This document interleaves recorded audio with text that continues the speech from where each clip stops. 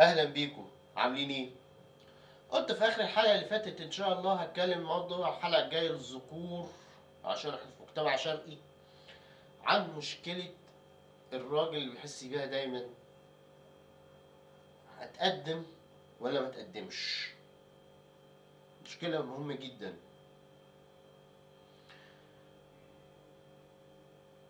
هنا بقى هتكلم عن قواعد، كل ما تتبعها كل ما تقل الصدمه النفسيه لا قدر الله حصلت. ايه بقى القواعد دي؟ اول حاجه، لازم يكون عندك ثقه بالنفس ساعه ما تيجي تقدم. طب اعمل ايه؟ اعمل زي هنيدي في فيلم وش اجرام، ما كان بيتخيل انه يتقدم للارهاب، كان قاعد على الترابيزه كده قاعد يتكلم نفسه. اقف قدام مرايه وتخيل انها واقفه قدامك، واتدرب اكتر من مره ان انت على الكلام اللي انت هتقوله. ده بيديك ثقه بالنفس. تخيل الموقف وانك بتحطه في دماغك اكتر من مره وبتطبقه فعليا. بتتكلم قدام مرايه وبتشوف انت بتتكلم ازاي، بتشوف لغه وشك، بتشوف وقفتك.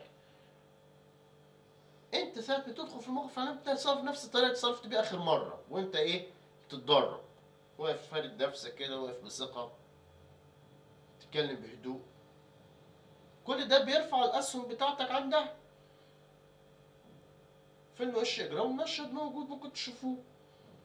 هو في الاخر قال له يبقى تف على وش اللي عبرتك. دي النقطه الاولى. النقطه الثانيه: توقع الاسوأ. قلتها قبل كده في قوه الاراده. اما انت تكون هتيجي تاخد حقنه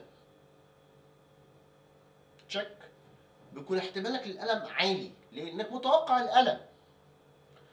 انما لما يكون بكل بساطه كده واحد بيهزر معاه اخد دبوس وراح شاكك نفس الشكه اللي هتشكي بيها من ابره الحقنه، فجاه بيبقى الالم عالي جدا لانك مش متوقعه.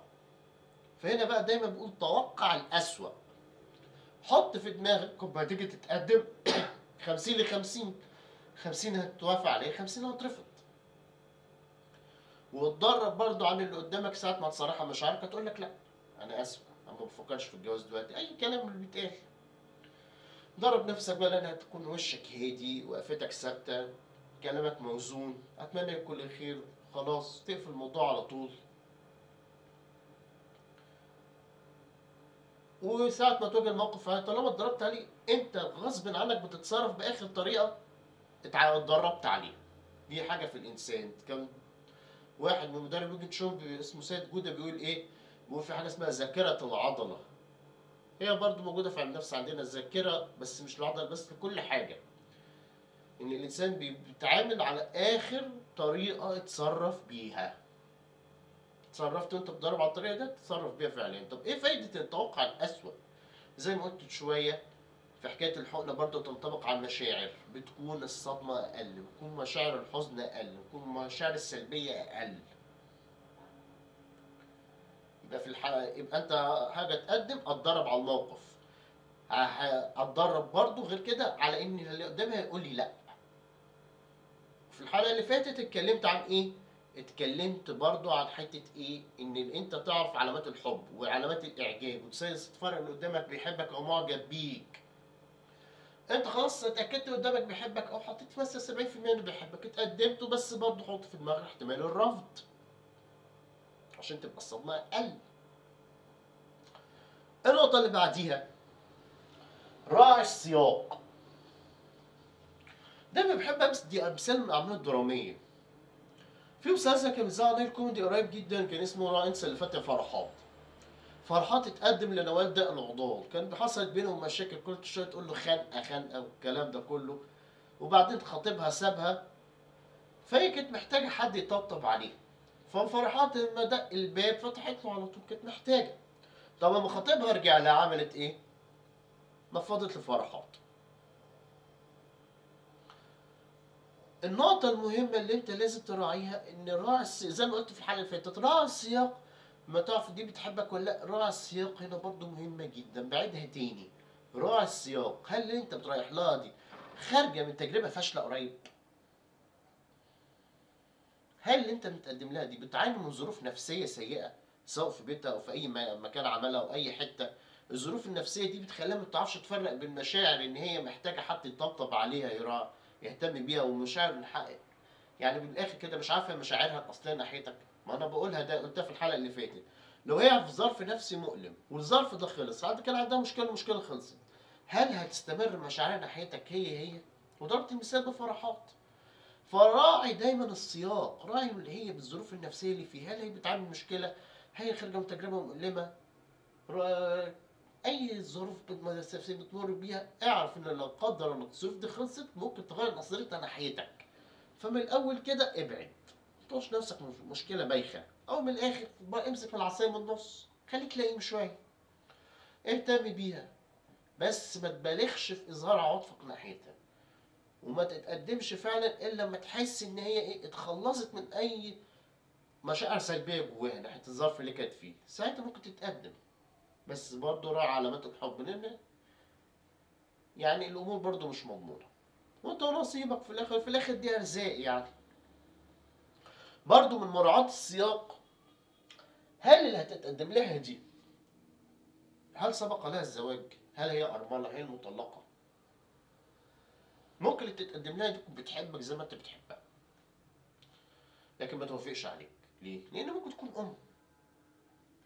إبراهام أصله في النظرية بتاعته اتكلم أول دافع من أهم الدوافع، يعني رتب الدوافع، دافع الأمومة كان مديه مرتبة عالية جدا.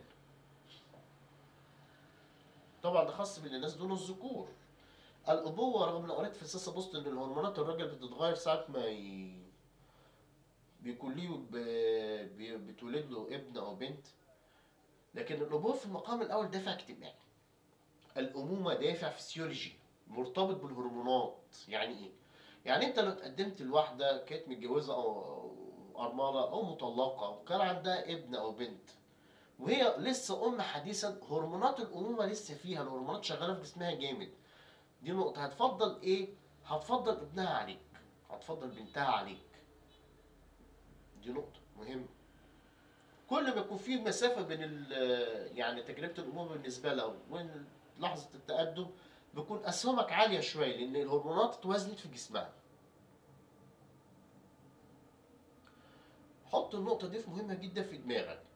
هل اللي بتحبها دي هتراعي النقطة دي؟ يعني هتراعي هي أولوياتها إيه؟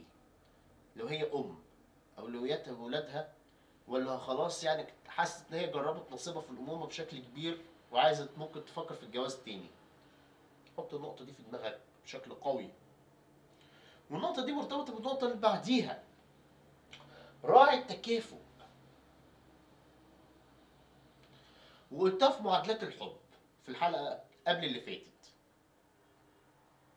ممكن واحدة تكون بتبادلك مشاعرك، لكن زي ما حصل في الفيلم بتاع أحمد زكي، أنا لا أجزم ولكني أتجمل، هو كان مديها صورة إن هو إنسان مكافئ ليها من نفس المستوى الاجتماعي. طبعا في الآخر اكتشفت إنه طربي. اتغيرت نظرتها ليه. أمها كفرتها بيه، أبوها بشكل غير مباشر كفرها بيه، وسط الأصدقاء كفروها بيه. فأنت لما تتقدم لواحدة تراعي التكافؤ. هل هي بتبص لك ازاي؟ وحط الحكايه دي في دماغك. الانسان الذكي لازم لما بيجي يتعامل مع حد لازم يحس، يحط نفسه مكانه، هو بيبص لي ازاي؟ ده الذكاء. هل بتبص لك؟ الانسان كل ما يبص اللي قدامه بنوع من ايه؟ من المساواه بيحترمه. طب لو بص له انك اقل منه، فالنقطه دي مهمه. انت طب افرض انا مش متفوق ماديا، احسن لك تبعد. طب انا مصمم، يبقى حاول توجد نوع من التكافؤ، حتى لو مش تفوق مادي، تفوق علمي مثلا. انا استاذ يعني خد درجه الدكتوراه في،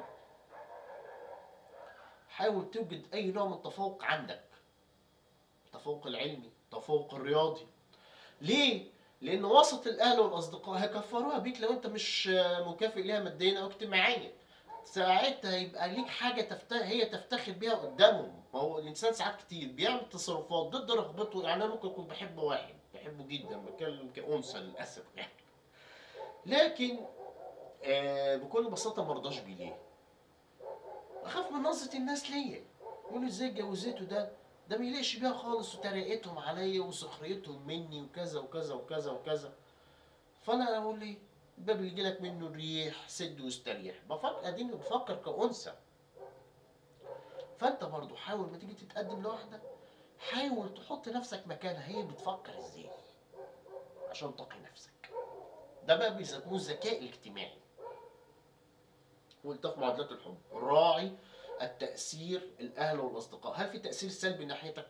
هيكفروها بيك، هيقولوا لك ده مش من مقامك وكذا وكذا، ولا في تأثير إيجابي؟ قلتها برضو في الحلقة بتاعت معادلات الحب. لو أنت عارف إن قرارها مش بإيديها، وإن هي دايما بترجع لناس أمها مثلا، حاول تبني علاقة جيدة بأمها، علاقة قوية جدا، تجيب لها دافع الأم وجميلها، وقول لها كذا وكذا وكذا، أنت زي أمي، أنت في مقام أمي. جيب لها دافع عيد الام، ايه الشياكه دي؟ دي المفروض انت اختها الكبيره مش امها. شويه نفاق مطلوبين للاسف عشان تعرف تكسب. دي نقطه مهمه جدا. اخر نقطه اقولها بقى في الحلقه دي، طب انت شفت الشروط دي كلها ولقيتها منطبقه، بس برضه احتمال الرفض موجود، وانت حاسس برضه ممكن تترفض لا قدر الله. اللي عايز اقوله لك، ونقطه مهمه جدا، ودي جات لي مره كاستشاره يعني على فكره، وشفتها في فيلم عسل اسود بعد ما انا قلتها. ما قال له انت بتحب ميرفت قوي كده، روح تقدم لها حتى لو رفضتك، طب انت ارتحت لانك طلعت حاجه جواك. كان برضو مره جات لي استشاره زمان كده، فلان بيسالني اتقدم ولا لا، قلت له بص اتقدم. وقبل ما اقرا البوست بتاع الندم اللي هو بيقول لك الندم نوعين، نوع على حاجه انت عملتها ونوع على حاجه ما عملتهاش، انا قايلها من زمان يعني. هو توارد الافكار وارد. قبل ما اشوف فيلم عسل اسود، قبل ما اقرا البوست ده، كان رايي من زمان جدا. قلت لي اتقدم لها ولا لا؟ قلت له اتقدم لها. قال لي ليه؟ قلت له بكل بساطه كده، الالم النفسي الناتج عن الرفض مؤقت، اما الالم النفسي الناتج عن الندم يستمر الى الموت. يعني بكل بساطه كده، انا ممكن اتقدم وهترفض لا قدر الله، لكن هل المشاعر السلبيه دي هتستمر معايا لحد ما اموت؟ ناس كتير بتقول لك وممكن فعلا يستمر لحد ما اموت لو انت ما عالجتش نفسك. وده ما هيبقى موضوع حلقات اتكلم فيها. انا مخلي الحلقات بتاعه التغلب على صدمه الانفصال العاطفي دي في الاخر، لانها حلقات مهمه جدا. لكن في ناس تانية بيقول لك انا ممكن اخاف على كرامتي ان اترفض. طبعا تخاف على كرامتك، ده حقك، بس لو في احتمال انت تكسب حاول، وما تلاقي ان في علامه رفض ناحيتك انسحب على طول. حاول يعني تخرج باقل خسائر ممكنه. فحطها في دماغك، الالم النفسي الناتج عن الرفض مؤقت ولا يستمر، وخطوات العلاج دي هنتكلم عنها ان شاء الله بعد كده.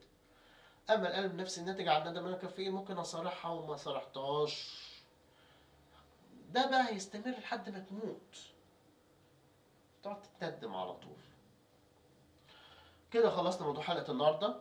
الحلقه الجايه ان شاء الله عن ازاي نتحب، ازاي ترفع اسهمك عند فلانه، او بمعنى اصح زي نظريات التجاذب في علم النفس الاجتماعي. ده المسمى اللي اخدته في الكليه. الله يرحم دكتوره ممدوح كانت بتدرس لنا الماده دي. على اذنكم دلوقتي.